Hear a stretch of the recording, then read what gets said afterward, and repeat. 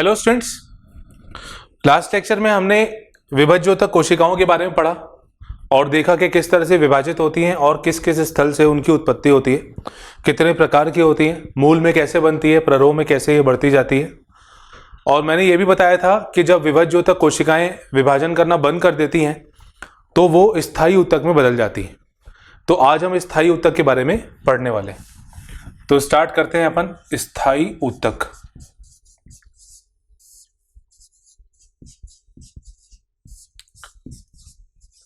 जिसको कहते हैं परमानेंट टिश्यू।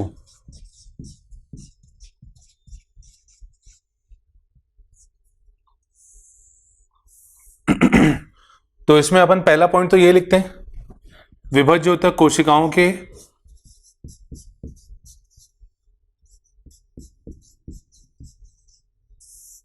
विभज्योतक कोशिकाओं के विभाजन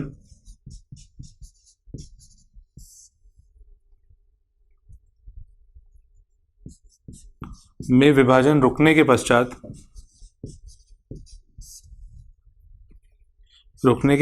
या रुकने के बाद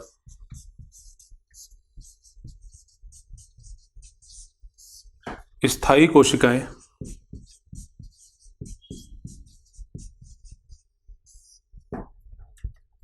बनती हैं।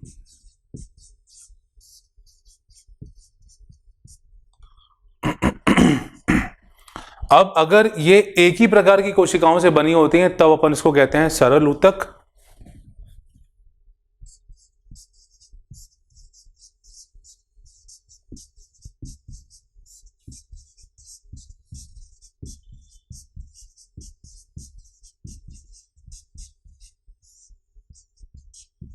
एक ही प्रकार की कोशिकाओं से बनते हैं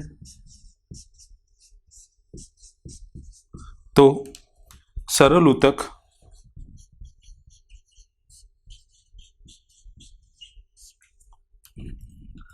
जबकि अलग अलग प्रकार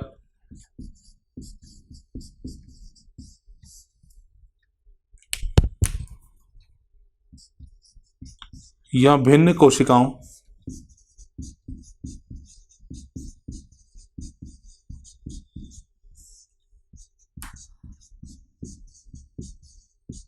से बनती है तो जटिल ऊतक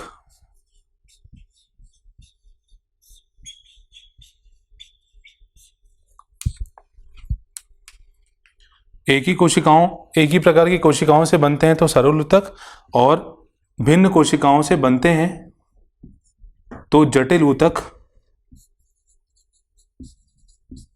कहलाते हैं। तो ये कुछ पॉइंट हो गए, सिंपल पॉइंट्स स्थायी ऊतक के बारे में। अब देखिए यहां पे मैंने दो शब्दों का प्रयोग किया, एक तो सरल ऊतक और जटिल ऊतक। लास्ट लेक्चर में भी मैंने आपको बताया था कि सरल ऊतक को हम फिर से डिवाइड करते हैं तीन प्रकार से, जिसमें पहला होता है पेरेन्काइमा।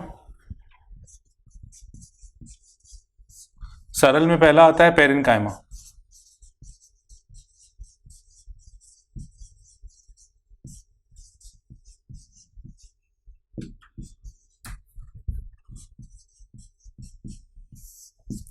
पहला आता है इसमें पेरेन्काइमा। फिर दूसरा आता है कोलेनकाइमा।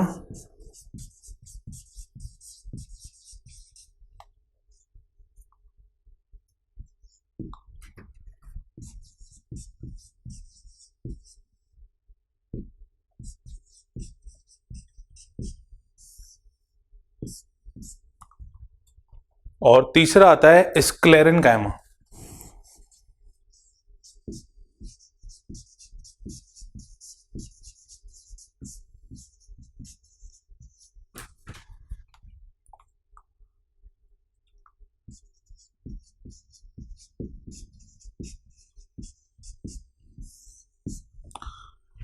पेरेन्काइमा को अपन कहते हैं मृद ऊतक।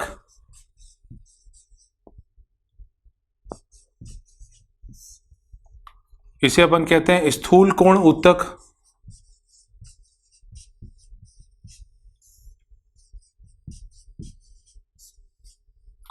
और इसे अपन कहते हैं दृढ़ ऊतक।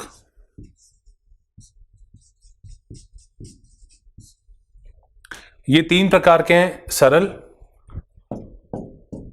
और दूसरा है जटिल। तो जटिल अलग अलग प्रकार की कोशिकाओं से, मतलब 2 से 1 से अधिक प्रकार की कोशिकाओं से बनते हैं, मिलकर बनते हैं, और इसमें अपन 2 ऊतक पढ़ते हैं, जाइलम और फ्लोएम।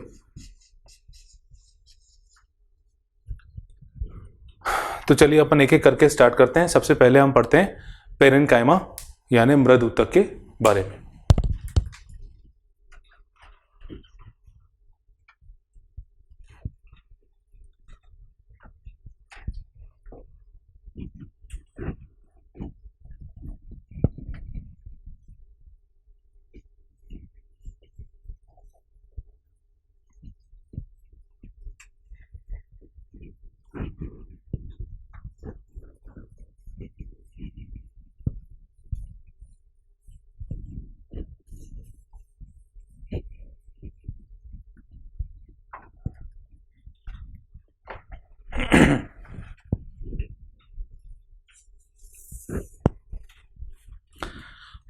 इसमें सबसे पहले अपन स्टार्ट करते हैं पेरेन्काइमा के बारे में पढ़ते हैं। तो फर्स्ट हेडिंग डालिए पेरेन्काइमा।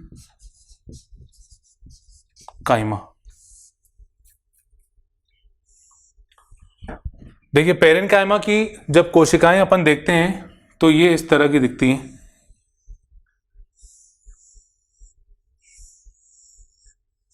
आकार इनमें थोड़ा बहुत ऊपर नीचे हो सकता है, पर ज्यादातर कोशिकाएं जो होती हैं समव्यासी होती हैं। पहली बात तो ये जीवित कोशिकाएं हैं।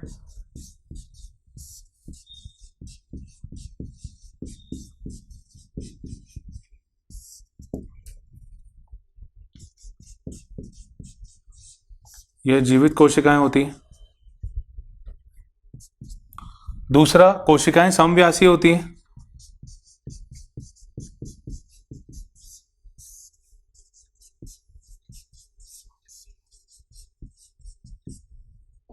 इनकी भित्ति जो होती है ये पतली होती है और ये सेल्यूलोज की बनी होती है।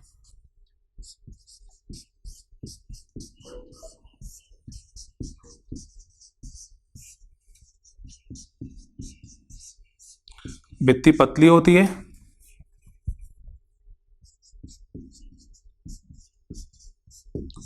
एवं सेल्यूलोज की बनी होती है।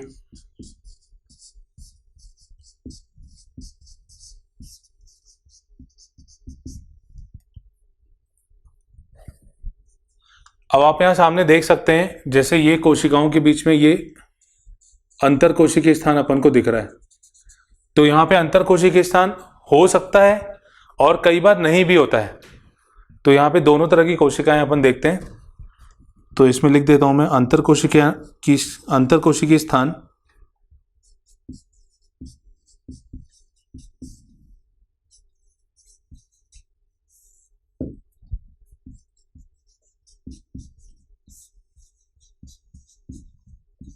हो सकता है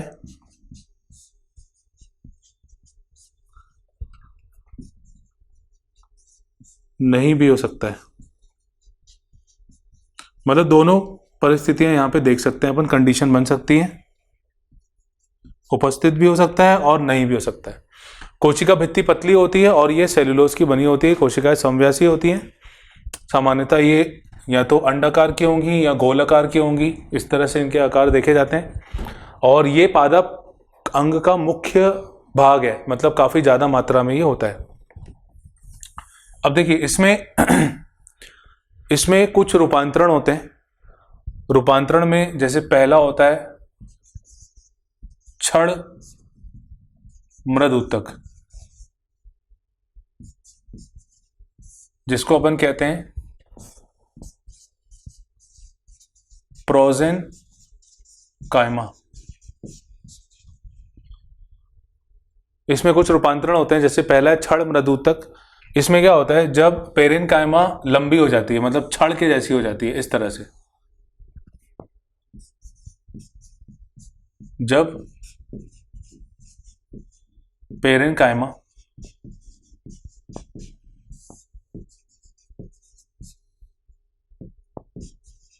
छड़ के रूप में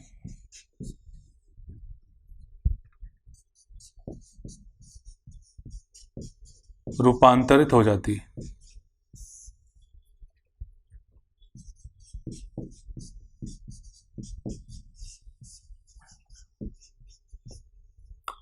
ठीक है, छड़ के रूप में बदल जाती है, तो इसे अपन पेरेन्काइमा और प्रोजेन्काइमा कहते हैं। दूसरा आता है इसमें, ये वायु ऊतक के रूप में बदल जाती है, जिसे हम एरेन्काइमा कहते हैं। मतलब इसमें जो अंतरकोशिकीय स्थान है वहां पे वायु आ जाती है, एयर आ जाती है, जिसके कारण ये थोड़ी सी हल्की हो जाती है।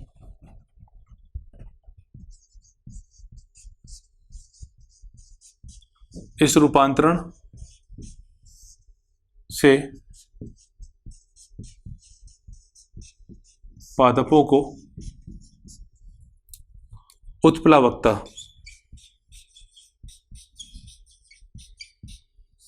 जिसको अपन इंग्लिश में कहते हैं बायंसी, यानी वो जो अंग होता है जिसमें ये आ जाती है, वायु भर जाती है और वो हल्का हो जाता है और उसको तैरने में सहायता मिलती है।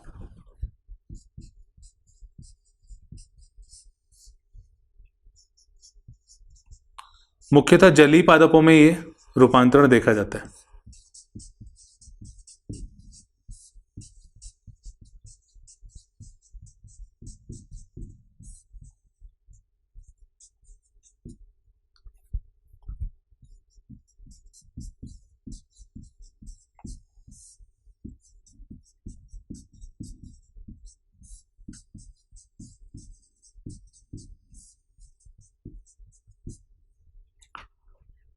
ठीक है, जलीय पादपों में ये रूपांतरण देखने मिलता है। तीसरा आता है, जैसे ये लंबी हो गई, इसमें वायु आ गई, कई बार कोशिकाएं जो होती हैं उनमें हरित लवक आ जाता है, तो उसे अपन कहते हैं क्लोरेन्काइमा।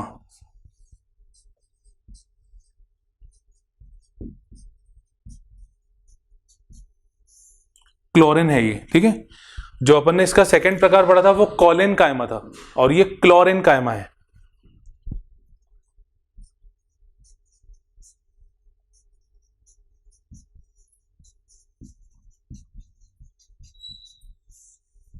जब कोशिकाओं में हरित लवक मतलब क्लोरोप्लास्ट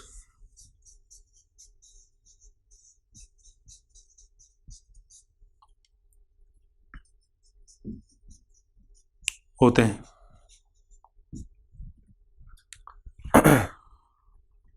तो इसमें तीन तरह के रूपांतरण अपन ने देखे। देखिए, पेरेन्काइमा के बारे में, ये जीवित कोशिकाएं होती हैं, इनकी जो कोशिका भित्ति होती है पतली होती है, सेल्यूलोज की बनी होती है, समव्यासी कोशिकाएं होती हैं, डायमीटर लगभग कोशिकाओं का बराबर होता है। अंतरकोशिकीय स्थान इसमें उपस्थित हो सकता है, नहीं भी हो सकता है। अगर रूपांतरण देखें तो जब ये लंबी हो जाती है तो उसको अपन कहते हैं छड़ मृदुतक। अगर इसमें वायु आ जाती है, अंतरकोशिकीय स्थान में वायु भर जाती है, तो इसे अपन कहते हैं वायु ऊतक, जिससे उत्प्लावकता मिलती है, जलीय पादपों में होता है। और अगर कोशिकाओं में हरित लवक विकसित हो जाते हैं तो इसे अपन कहते हैं क्लोरेन्काइमा। अब अपन जैसे ये है, इनके रूपांतरण के हिसाब से इनके कार्य भी बता सकते हैं, तो अब इसके अपन कार्य लिखते हैं। नेक्स्ट हम पेरेन्काइमा के कार्य देखते हैं।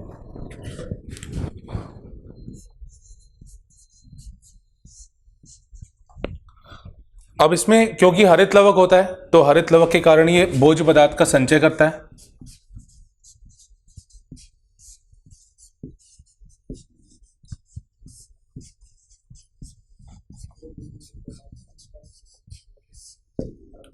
ये पादपों को यांत्रिक सहारा भी देता है।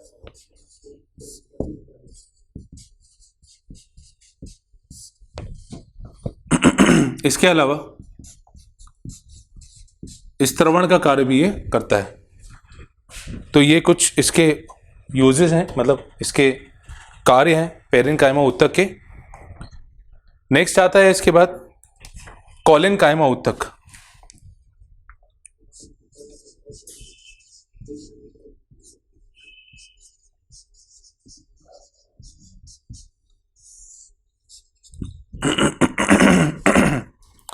कॉलेन्काइमा ऊतक जो है ये जीवित ऊतक है,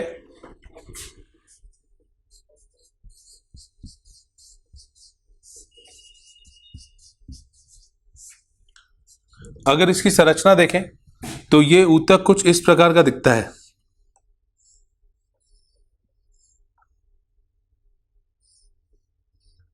जैसे मान लीजिए ये कुछ ऐसा बना हुआ है, मतलब एक एग्जाम्पल के लिए बता रहा हूं। तो इसके जो किनारे होते हैं, ये वाला जो भाग होता है, जैसे ये हो गया, ये हो गया, या इस तरफ का हो गया, ये सारे भाग जो होते हैं ये बहुत ज़्यादा मोटे होते हैं। और मोटे होने का कारण है कि इसमें सेल्यूलोज, हेमीसेल्यूलोज और पेक्टिन की मात्रा बहुत ज़्यादा यहाँ पे पाई जाती है। तो इतने पदार्थों के इकट्ठे होने के कारण ये जो किनारे होते हैं ये काफ़ी मोटे हो जाते हैं। तो अब देखिए यहाँ पे अंतरकोशिकीय स्थान नहीं दिख रहा है,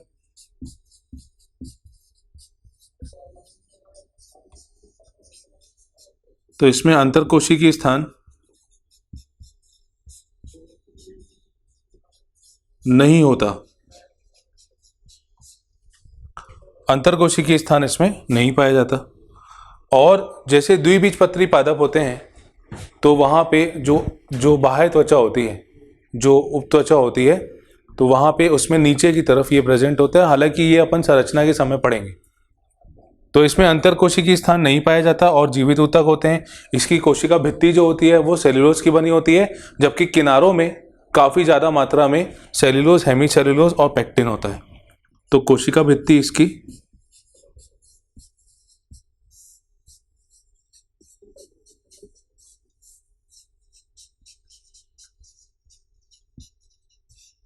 सेल्यूलोज की बनी होती है।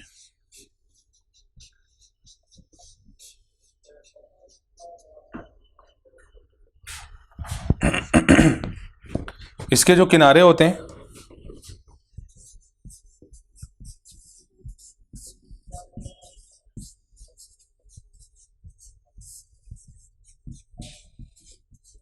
ये मोटे होते हैं,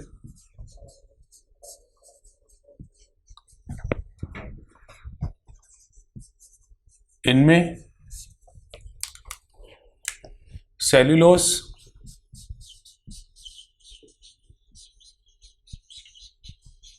हेमीसेल्यूलोज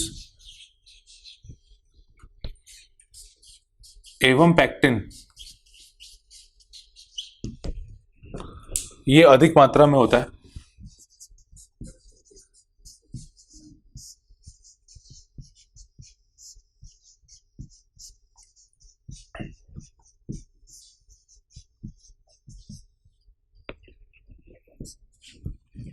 जो शैशव तना होता है, शैशव तना मतलब जब वो नया नया बनता है तो उस दौरान जो लचीलापन होता है वो इस ऊतक के कारण होता है। अच्छा, इसमें इस ऊतक में कई बार हरित लवक इसमें पाया जाता है। तो हरित लवक के उपस्थित होने के कारण यह प्रकाश संश्लेषण का कार्य भी करता है।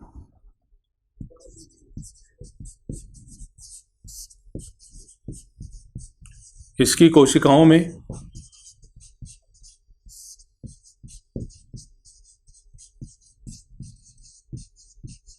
हरित लवक होता है,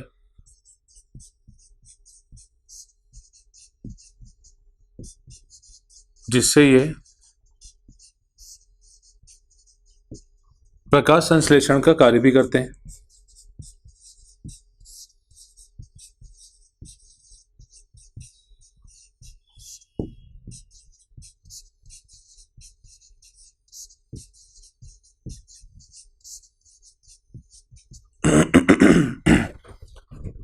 तो ये अपन ने पढ़ा कोलेनकाइमा के बारे में। अब अगर इसका कार्य देखें तो कार्य, पहला तो ये प्रकाश संश्लेषण करेगा,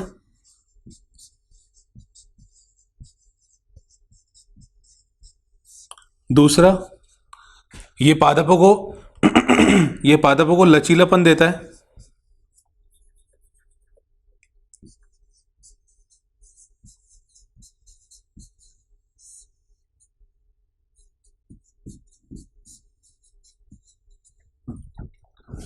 तो ये दो कार्य इसके होते हैं। नेक्स्ट आता है सेकंड, मतलब तीसरा, इसमें स्क्लेरेनकाइमा ऊतक।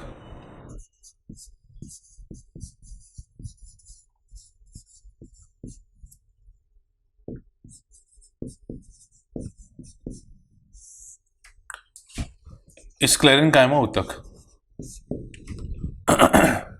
देखिए स्क्लेरेन्काइमा जो होता है ये मृत कोशिकाओं का बना होता है, और मृत कोशिकाएं इसमें इसलिए होती हैं क्योंकि इसमें जो बाहरी भित्ति वाला भाग है वो लिग्निन का बना होता है। लिग्निन के कारण, लिग्निन जो होता है वो पदार्थों का परिवहन रोक देता है, जिसके कारण ये ऊतक मृत हो जाता है। तो इसकी भित्ति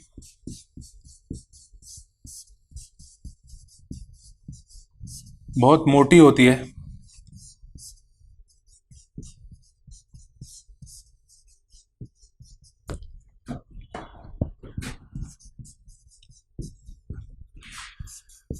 यह लिग्निन के कारण होती है।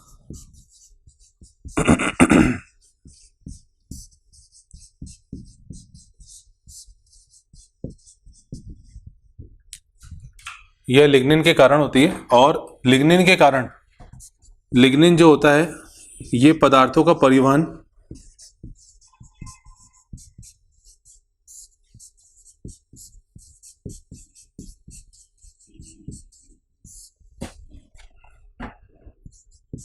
रोकता है, जिससे परिपक्व अवस्था में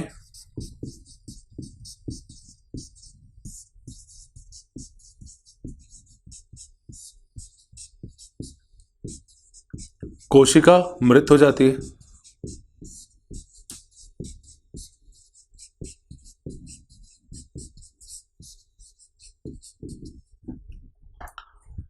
लिग्निन जो है ये पदार्थों का परिवहन रोक देता है, जिससे परिपक्व अवस्था में कोशिका मृत हो जाती है। अच्छा, तो अंदर जो जीव द्रव्य होता है, ये जीव द्रव्य भी मृत होता है।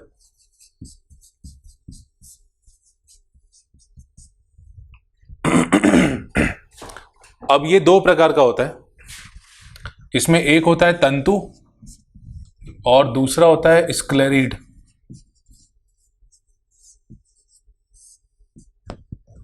तंतु जो है ये इस तरह की संरचना है, और स्क्लेरिड जो है ये लगभग गोलाकार होता है। भित्ति दोनों की मोटी होती है, भित्ति में लिग्निन काफी ज्यादा मात्रा में होता है, और इसके सिरे जो होते हैं वो नुकीले होते हैं। जबकि स्क्लेरिड जो है ये थोड़ा चौड़ा होता है, और अंदर यहाँ लिग्निन काफी ज्यादा मोटा होता है, और साथ साथ में कुछ इस तरह से ये अंदर खंड हमको देखने मिलते हैं। स्क्लेरिड जो है ये इस तरह का दिखता है। ये कुछ फलों में पाया जाता है, जैसे अमरूद, नाशपाती, चीकू आदि में, या जो नारियल में जो ऊपर भूसे वाला भाग होता है उसमें भी ये उपस्थित होता है। और क्योंकि ये मृत कोशिका है, मृत ऊतक है, इसलिए ये यांत्रिक सहारा मुख्यतः पादपों को देता है। तो ये हमने पेरेन्काइमा के तीनों भाग, स्थायी ऊतक के अपन ने इसमें पेरेन्काइमा ऊतक जो होता है, स्क्लेरेन्काइमा जो होता है, और कोलेन्काइमा जो होता है, ये अपन ने पूरा किया। अब हम जटिल ऊतक के बारे में पढ़ते हैं। नेक्स्ट पढ़ते हैं जटिल ऊतक के बारे में।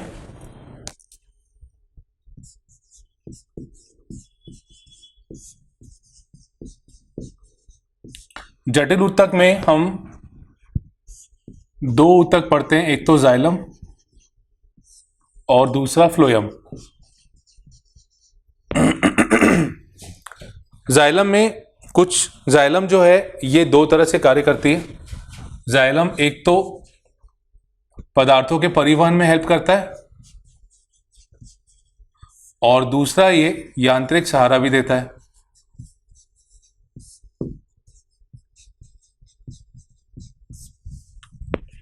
जाइलम के दो कार्य होते हैं। अपन पहले जाइलम के बारे में देख रहे हैं। जाइलम कुछ घटकों से मिलकर बनता है, और इन घटकों के नाम मैं आपको यहाँ पे बताता हूं, और इनके बारे में भी अपन पढ़ते हैं। जाइलम के मुख्यतः चार घटक होते हैं। इसमें एक होता है वाहिनिका,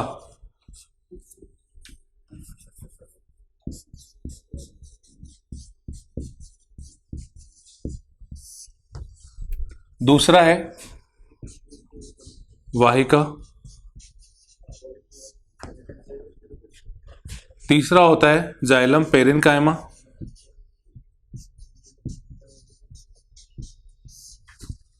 और चौथा है जाइलम तंतु।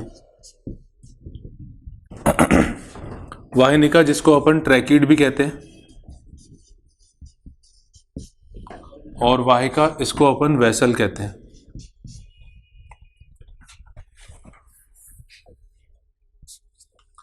वाहिनिका, वाहिनिका संरचना अगर देखें तो ये कुछ इस तरह की दिखती है, ऐसे, और लिग्निन होता है भित्ति में, मृत होती हैं और इसमें छोटे छोटे गर्त होते हैं। तो भित्ति में लिग्निन होता है,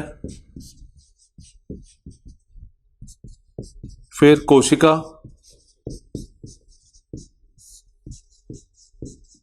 मृत होती है,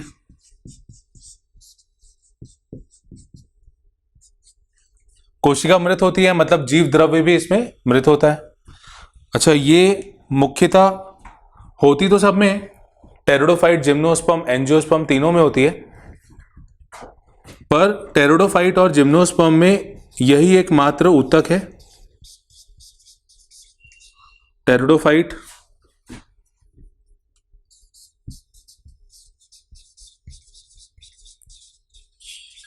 जिम्नोस्पर्म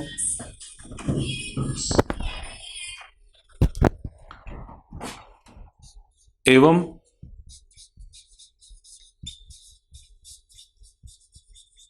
एंजियोस्पर्म में होती है। ठीक है, जिसमें टेरिडोफाइट और जिम्नोस्पर्म में मुख्यतः परिवहन ट्रैकीड के द्वारा ही होता है।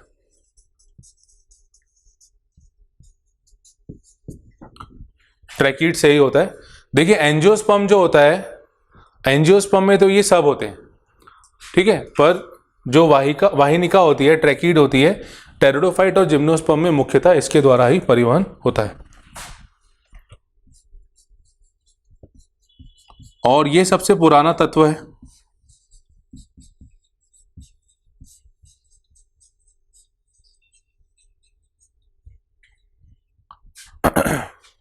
ये हो गया वाहिनिका के बारे में। वाहिका की जब अपन संरचना देखते हैं तो ये कुछ इस तरह के दिखते हैं। ये लिग्निन वाली भित्ति है और इसमें ऊपर की तरफ गर्त होते हैं। गर्तों के द्वारा ये अगली फिर यहाँ फिर वाहिका हो जाएगी। इस तरह से ये आगे जुड़े हुए रहते हैं। यह लंबे एक दूसरे से जुड़े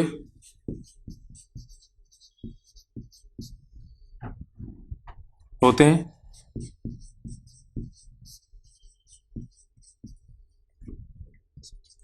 इनमें गर्त होते हैं।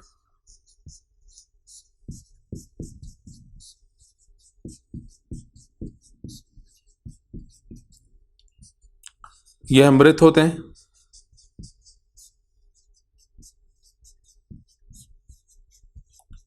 और भित्ति जो होती है इसमें लिग्निन होता है। भित्ति में लिग्निन होता है।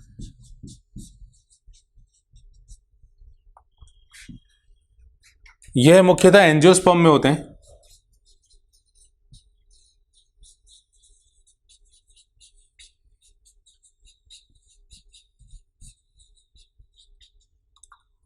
और कुछ जिम्नोस्पर्म भी हैं। दो तीन उदाहरण जिम्नोस्पर्म के भी हैं जो आपको याद रखने हैं, जैसे एफेड्रा, निटम, वेलविशिया। ये ऐसे उदाहरण हैं जो वैसे तो जिम्नोस्पर्म में, पर कुछ अपवाद रूप में ये तीन नाम हैं जो अपन को ध्यान रखना है। फिर आता है पेरेन्काइमा। पेरेन्काइमा ये जीवित ऊतक होता है, मतलब ये इसका जीवित घटक है। भित्ति जो होती है ये सेल्यूलोज की बनी होती है।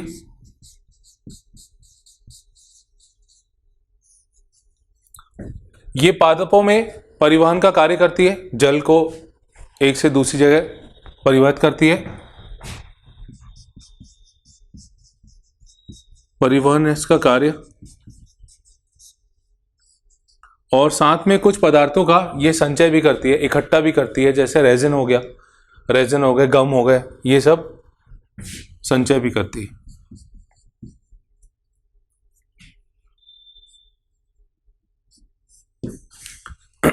जीवित ऊतक है, भित्ति सेल्यूलोज की बनी होती है, कार्य इसका परिवहन और संचय का होता है। फिर अगला आता है तंतु। तंतु जो है ये जैसे नॉर्मल तंतु होते हैं, जैसे अपन ने स्क्लेरेन्काइमा तंतु पढ़ा, तो ये भी वही संरचना है। ये एक्चुअली इस तरह से दिखाई देती है, ऐसे।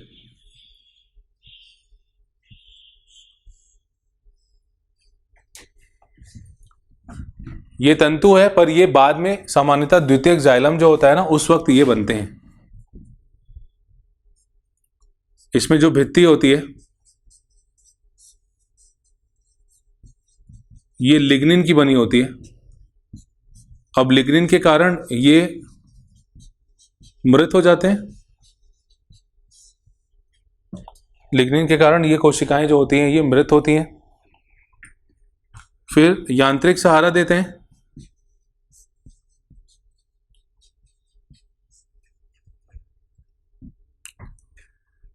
और अंदर इसमें जो अंदर वाला भाग होता है ये स्पष्ट रूप से दिखाई नहीं देता। अंदर वाला हिस्सा इसका स्पष्ट रूप से दिखाई नहीं देता है। और इनके सिरे जो होते हैं वो नुकीले होते हैं। जैसे अपन ने स्क्लेरेन्काइमा तंतु पढ़ा था वैसे ये हैं। इनके जो सिरे होते हैं वो नुकीले होते हैं। तो ये अपना आज जाइलम वाला पार्ट कंप्लीट होता है। और आने वाली क्लास में हम जटिल ऊतक का दूसरा भाग यानी फ्लोएम के बारे में पढ़ेंगे। फिर मिलते हैं अपन नेक्स्ट क्लास में। Thank you.